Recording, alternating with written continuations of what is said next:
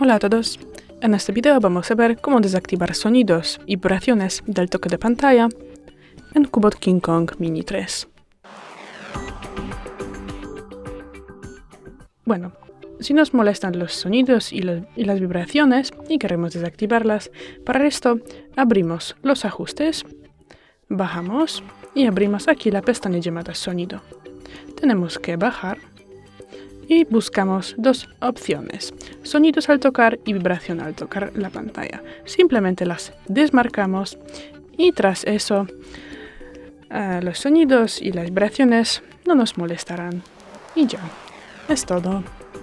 Muchas gracias por ver el vídeo, déjanos un like y suscríbenos. Hasta luego.